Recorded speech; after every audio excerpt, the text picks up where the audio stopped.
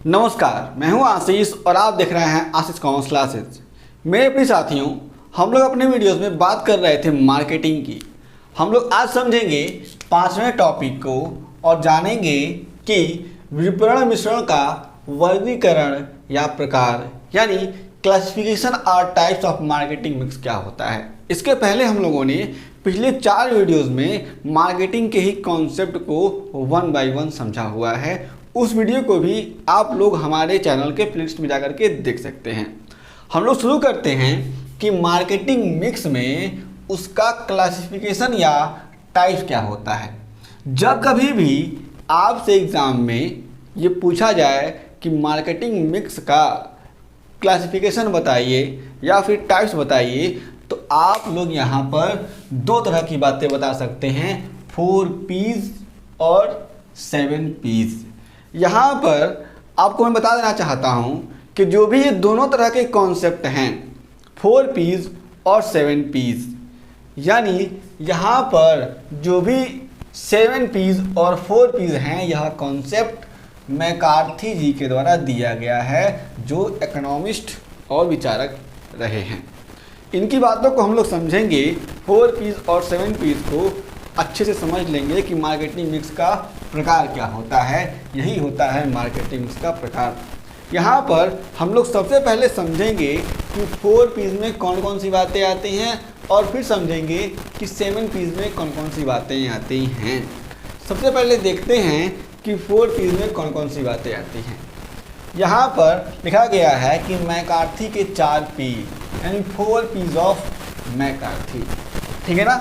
यहाँ पर 4 बातें क्रमशः ऐसी हैं। पहला product, second place, third promotion और फोर्थ है प्राइस, ठीक है। प्रोडक्ट मतलब उत्पाद, प्लेस मतलब स्थान, प्रमोशन मतलब संवर्धन और प्राइस मतलब कीमत। किसी भी प्रोडक्ट को जब देखा जाएगा, उसके मार्केटिंग को समझा जाएगा, तो उस प्रोडक्ट के बारे में जब हम लोग जानेंगे समझेंगे तो उसको इसमें शामिल किया जाता है। उस प्रोडक्ट का स्थान क्या होगा, प्रोडक्ट कहाँ बेचा जा रहा है, इसके बारे में हम लोग स्थान में समझते हैं। प्रोडक्ट को किस तरीके से कोई भी कस्टमर लेके जाएगा, कस्टमर तक कैसे सूचना पहुँचेगी, इस बात को हम लोग समझते हैं प्रमोशन में।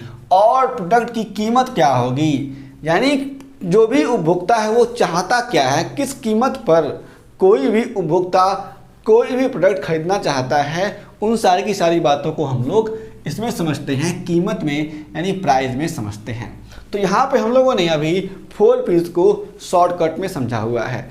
जो हम लोग फिर से अभी समझने वाले हैं 7 P's को, तो पहले चारों 4 P's इसमें भी आएंगे, आप सभी लोग यहाँ पे देख सकते हैं। तो अब हम यहाँ से विस्तार से समझेंगे और जानेंगे।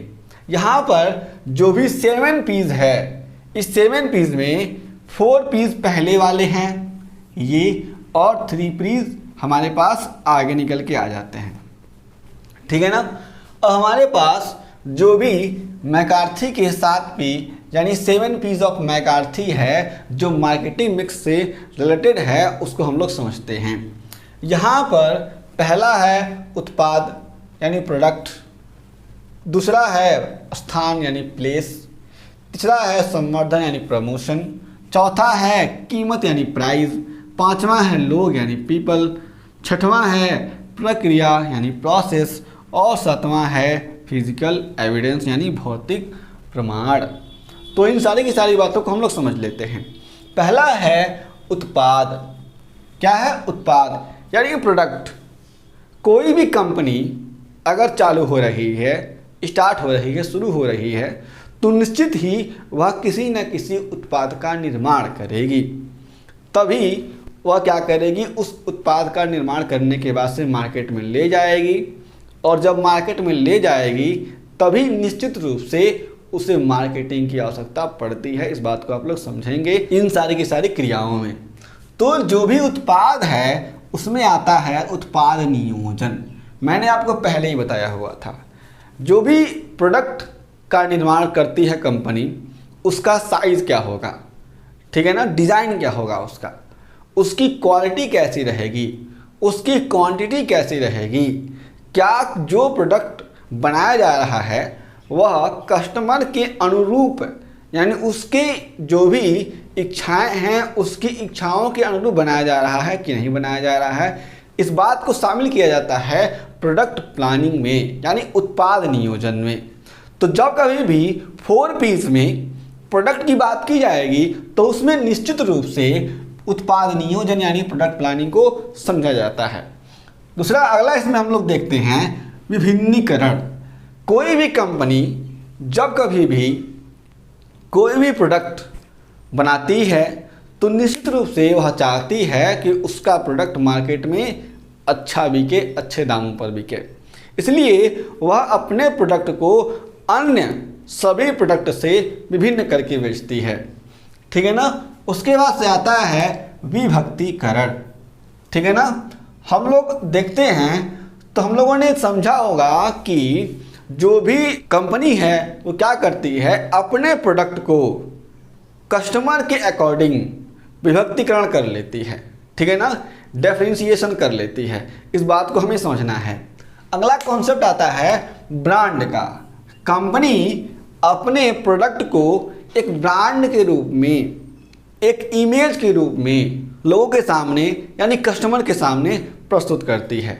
जब कोई भी कंपनी अपने प्रोडक्ट को लॉन्च करती है तो निश्चित रूप से बढ़िया क्वालिटी, बढ़िया क्वांटिटी और राइट टाइम पर, राइट प्लेस पर देने का प्रयास करती है। जब कोई भी पर्सन किसी भी कंपनी के प्रोडक्ट को खरीदता है तो निश्चित रूप से जब वह प्रोडक्ट लेके जाता है तब उसके प्रयोग करने के बाद से वह अपनी इच्छा को जाहिर करता है। इच्छा कैसे जाहिर करता है कि अगर वह प्रोडक्ट उसे पसंद आएगी तो निश्चित रूप से वह उस प्रोडक्ट को फिर से खरीद के लेके आता है। इससे क्या होता है, किसी भी कंपनी का ब्रांडिंग होता है, ब्रांड इमेज बढ़िया बनता है। तो यहाँ पर जो भी उत्पाद है, इस 4Ps के पहले उत्पाद में ब्रांडिंग भी आती है। अगर यहाँ पर हम लोग अगला देखते हैं, पैकेजिंग की बात करते हैं, तो पैकेजिंग में क्या है, अगर पहले वाले को ध्यान में रखते हैं तो ब्रांडिंग तभी हो पाएगी जब पैकेजिंग अच्छी होगी। जैसे आप लोगों ने देखा होगा कि जब कोई भी प्रोडक्ट आपके पास आता है तो उसकी पैकेजिंग अगर अच्छी होती है तो आप लोग ज़्यादा पसंद करते हैं। ठीक है ना। अगर कोई भी प्रोडक्ट है उसकी पैकेजिंग अच्छी नहीं है, आकर्षक नहीं है, उसमें जो भी गुड्स पैक करके आ रहा है, जो भी प्रोडक्ट पैक है वह सही तरीके से सुरक्षित नहीं है, तो निश्चित ही आप उस प्रोडक्ट को फिर से नहीं खरीदेंगे एक बार खरीदने के बाद से। तो पैकेजिंग भी एक महत्वपूर्ण भूमिका निभाती है किसी भी प्रोडक्ट के ब्रांड से, जो भी जुड़ करके बातें आती हैं उसमें और उत्पाद में। तो हम लोगों ने अभी 4Ps के साथ साथ जो समझा 7Ps में पहले वाले को समझ लिया, उत्पाद को समझ लिया यानी प्रोडक्ट को समझ लिया। किसी भी कंपनी के द्वारा सबसे पहला महत्वपूर्ण एक इंडिकेशन ये होता है कि कंपनी का जो भी प्रोडक्ट हो वह सूटेबल हो, जो भी ग्राहक हो उसके अकॉर्डिंग हो, उसकी संतुष्टि को प्रभावित करने वाली हो, तभी वह प्रोडक्ट मार्केट में बढ़िया चल पाता है। आप लोग ध्यान रखेंगे इस बात को। दूसरा है स्थान यानी प्लेस। इसमें हम लोग देखते हैं तो स्थान भी बहुत मायने रखता है। कोई भी प्रोडक्ट कंपनी ने लॉन्च किया, बढ़िया है, मज़ेदार है, उसकी ब्रांडिंग भी वह अच्छी करने का प्रयास कर रहा है, पैकेजिंग भी अच्छी है, उसके बाद से रिजनेबल प्राइस पे है, उस प्राइस पर है जिस पर कोई भी कस्टमर आसानी से खरीद सकता है।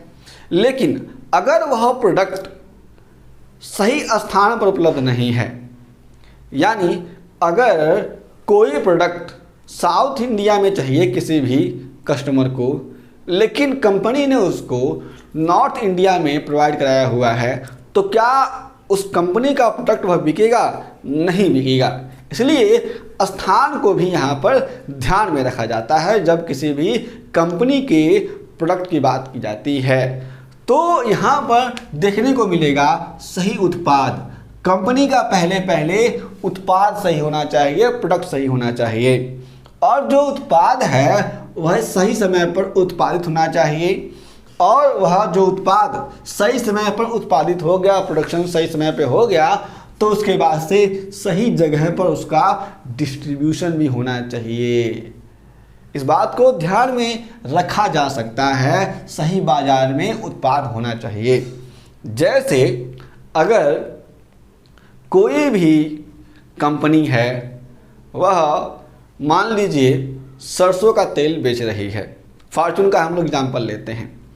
अगर उसने अपने डिस्ट्रीब्यूशन को इधर जो भी नॉर्थ साइड के हमारे राज्य हैं उनमें नहीं करती है, साउथ में पूरा डिस्ट्रीब्यूशन कर देती है, ठीक है ना, तो यहाँ पर देखने को मिलेगा कि उसकी जो सेलिंग है वो डाउन हो जाएगी, क्योंकि इधर नॉर्थ साइड के जो भी लोग होते हैं वो सरसों के तेल को ज़्यादा खाते हैं, ज़्यादा उसका उपयोग करते हैं। जो भी साउथ के लोग हैं वो नारियल के तेल को ज़्यादा प्रीफर करते हैं। इस बात को हमें समझना होता है। तो कंपनी देखती है कि राइट टाइम पे राइट प्रोडक्ट राइट प्लेस पे डिलीवर हो पाए। इसमें हम लोग इस बात को ध्यान में रखेंगे, समझेंगे। स्थान को हमने समझ लिया, 7 P's में से सेकंड को समझ लिया। आगे चलते हैं तो हमें देखने को मिलेगा तीसरा है संवर्धन यानी प्रमोशन। जब कभी भी कोई भी कंपनी किसी भी प्रोडक्ट को बनाएगी तो भाई साहब देखिएगा, उत्पाद बढ़िया है, एकदम टनाटन बढ़िया चल रहा है, उसके बाद से कंपनी ने सही समय पर सही जगह पर उत्पाद को पहुंचा भी दिया, ठीक है ना। जगह जगह पर पार्ले जी के बिस्किट सभी दुकानों में उपलब्ध हो गए, ठीक है ना। लेकिन अगर ग्राहक को मालूम ना चले कि इस दुकान में पार्ले जी के बिस्किट्स हैं, इस दुकान में डब का साबुन है, इस दुकान में कोल्ड ड्रिंक है, पेप्सी है, तो निश्चित रूप से वह खरीद नहीं पाएगा। और अगर कोई भी ग्राहक किसी भी प्रोडक्ट को खरीदेगा नहीं तो कंपनी की सेलिंग नहीं होगी। सेलिंग नहीं होने से कंपनी का प्रॉफिट डाउन हो जाएगा और कंपनी का कॉस्ट जो भी लगा हुआ है वह क्या हो जाएगा, नुकसान हो जाएगा। इसलिए कंपनी क्या करती है, कंपनी होशियारी दिखा करके अपना प्रमोशन करती है, प्रोडक्ट का प्रमोशन करती है। इस बात को हम लोग ध्यान रखेंगे। यहाँ पर संवर्धन की बात की जाती है तो जब कभी भी कोई भी कंपनी अपने प्रोडक्ट का संवर्धन करती है तो संवर्धन करने के लिए यानी प्रमोशन करने के लिए प्रमोट करती है, देखो मेरे पास ये चीज़ें हैं, मैं ऐसी हूँ। कोई कंपनी कहती है देखो मेरे पास ऐसा प्रोडक्ट है, मैं ऐसे प्रोडक्ट बनाती हूँ, तो यहाँ पर उसके लिए कंपनी विज्ञापन देती है। क्या देती है? विज्ञापन, जो हमारे पास एडवर्टीजमेंट आता है। विक्रय संवर्धन मतलब सेल्स प्रमोशन, तमाम तरह के सेल्स प्रमोशन दिखाती है।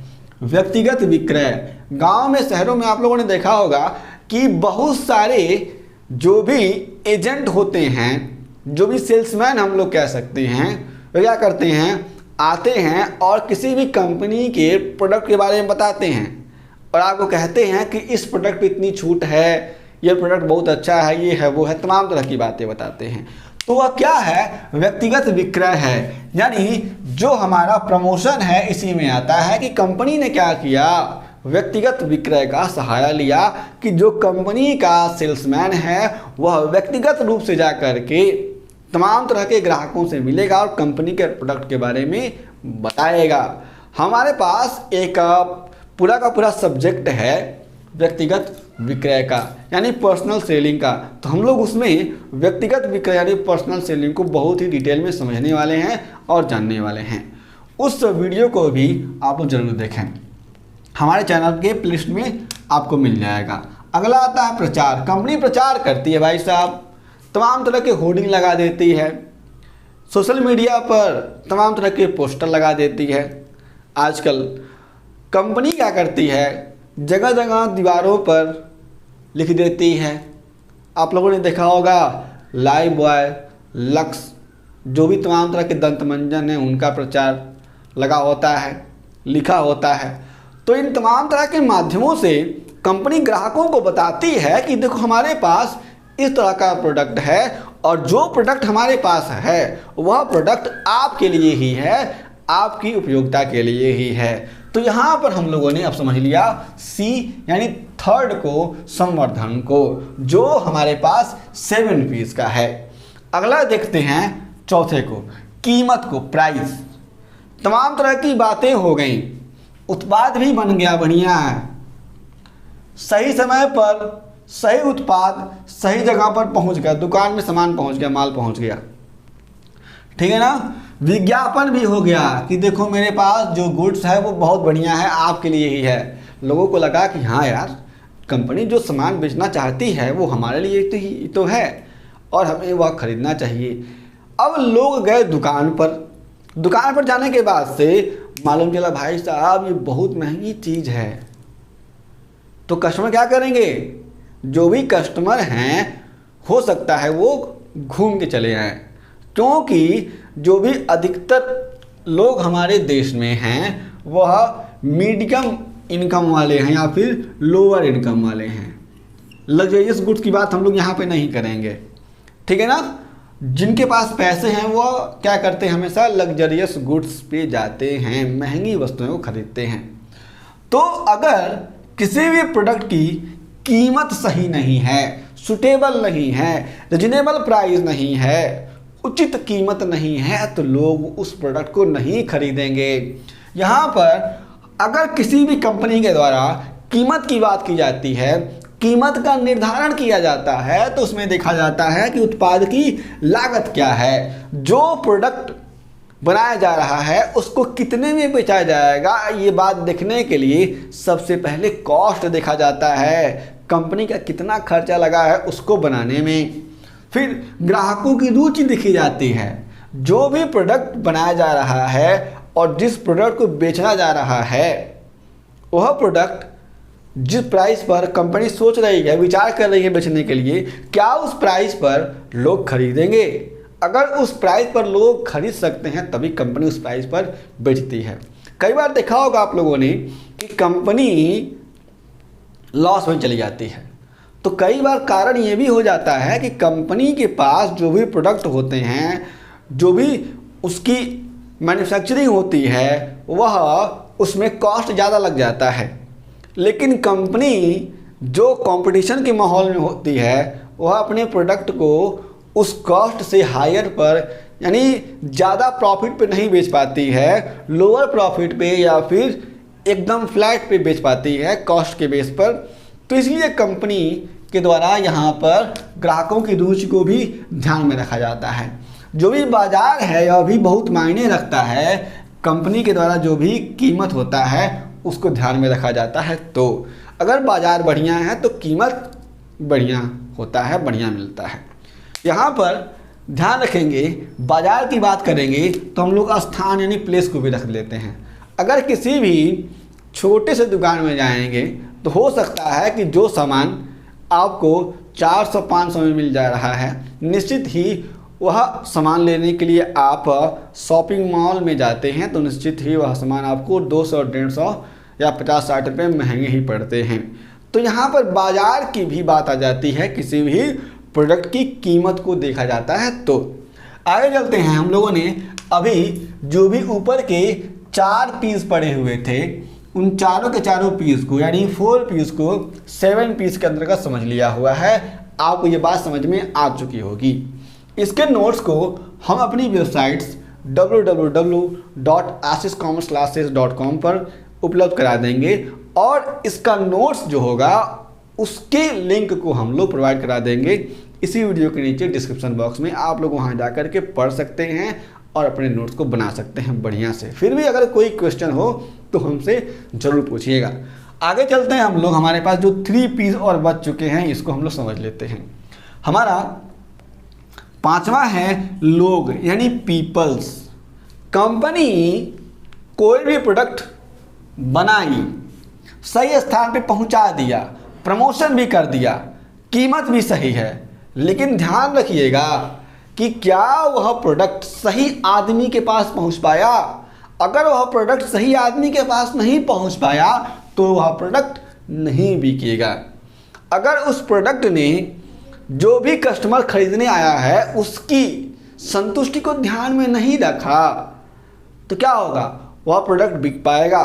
जैसे मान लीजिए मैं एग्जांपल देता हूँ कि मुझे कोल्ड ड्रिंक पीने का मन हुआ और मैं दुकान पर गया, ठीक है, और मेरी जेब में मान लीजिए 50 रुपये है और मैं कोल्ड ड्रिंक बहुत थोड़ा ही पीना चाहता हूँ।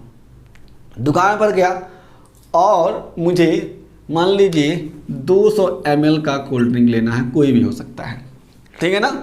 तो अगर मुझे 200 ml का कोल्ड ड्रिंक लेना है और दुकानदार कहे भैया 200 ml वाला नहीं है, रहने दो, हमारे पास है ही नहीं, हमारे पास तो 500 ml वाला है, ठीक है ना।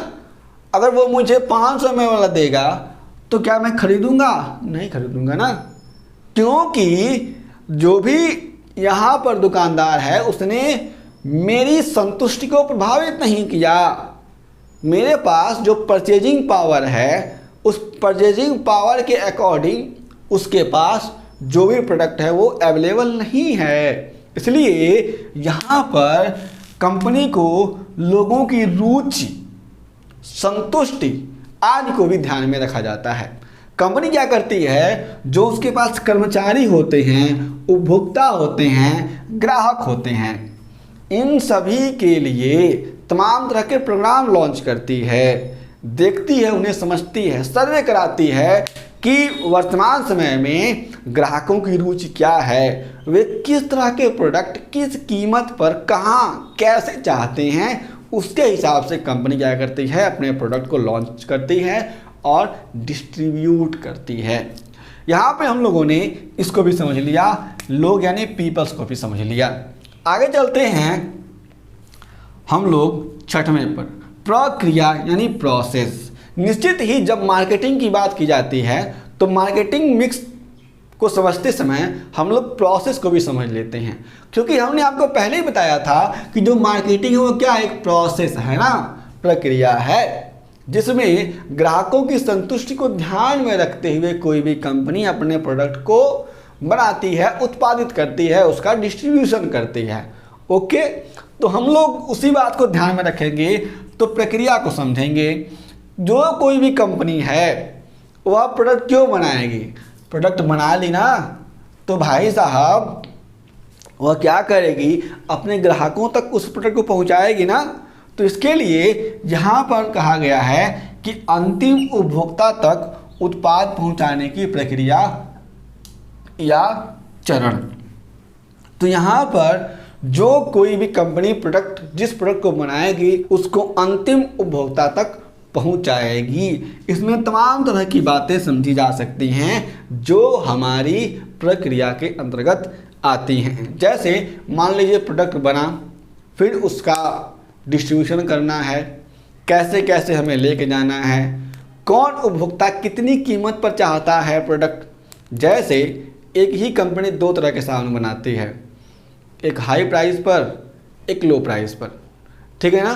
तो हाई प्राइस पर जो लग्जरियस में आ जाता है, जो जिनके पास पैसे ज़्यादा हैं वो लोग खरीद लेते हैं, और जिनके पास पैसे कम हैं वो जो भी कम कीमत का साबुन है वो खरीद लेते हैं। तो इस बात को आप लोग ध्यान में रखेंगे। हिंदुस्तान यूनिलीवर का आप लोग एग्जाम्पल ले सकते हैं।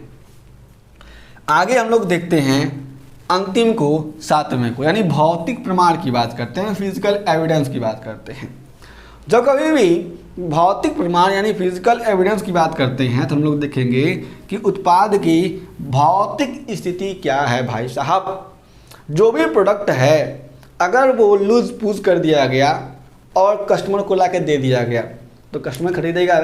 हटाओ यार, कौन खरीदेगा? नहीं खरीदेगा ना।